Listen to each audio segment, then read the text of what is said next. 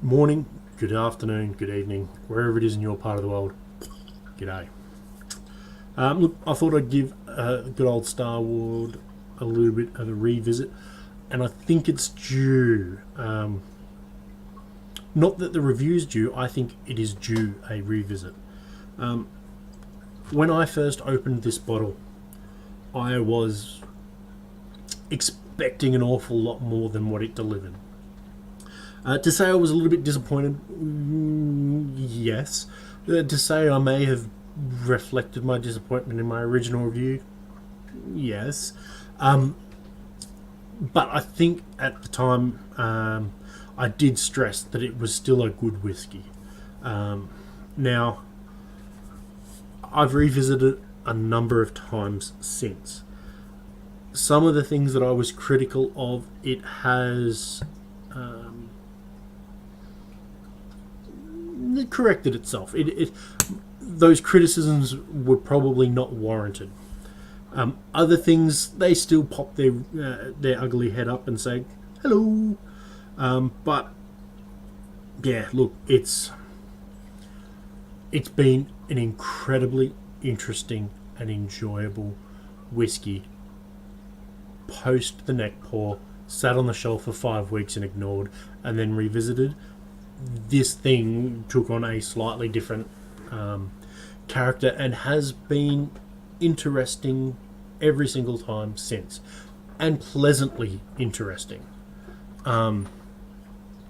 In fact, it's almost the reason that you wouldn't want to gas a whiskey right here.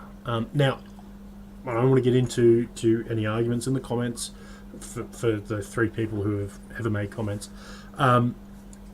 Gassing whiskey has a place. However, if you're gassing whiskey because that's how the master blender decided it should taste when it went in the bottle, or I really want to just enjoy it the same way that I always enjoy it, those unfortunately are not valid reasons, in my opinion. You are doing yourself a disservice if you don't let things breathe. It is, I guess, akin to getting a child and then putting it in the deep freeze, not the deep freeze, but freezing it so that that kid is always that 7-year-old that you always love. You're not giving it a chance to grow, you're not giving it a chance to stumble, you're not giving it a chance to impress you. And that's definitely what this whiskey has done. When I first took it back off the shelf, I took it to a friend's place. I explained to him why I was disappointed in it. When I said I explained, I took it around. I said, "Oh yeah, no, look, it's a good drop. Wasn't quite what I expected, but it's perfectly enjoyable." That is all they had going into their tasting.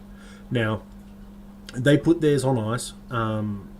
That's how they enjoy their whiskey, and he was pleasantly startled enough to buy his own bottle on the day. Now, I also tried it on ice, and there were some interesting notes there that I couldn't find before.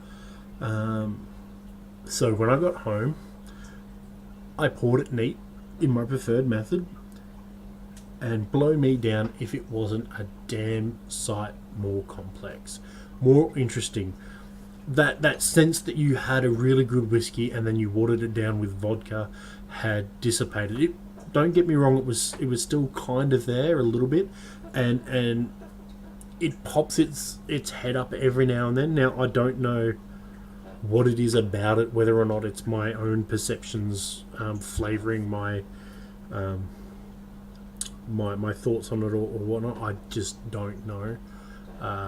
But it's otherwise fantastic.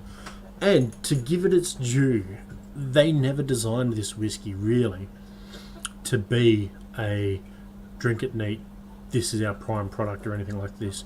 This was always meant to be, from their perspective and everything that I found on the thing, it was meant to be, hey, this is going to be our budget Australian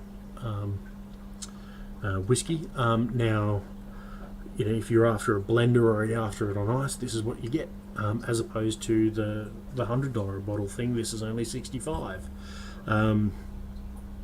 I kind of scoff saying a budget Australian whiskey, because a budget whiskey here is still the $30-40 mark, but still, it has got to be one of the cheaper, enjoyable whiskies that are available in Australia, made in Australia, that you don't brew yourself.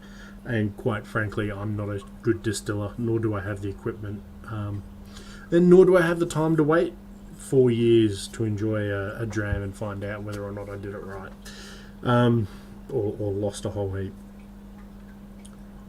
It has been enjoyable. Definitely get it.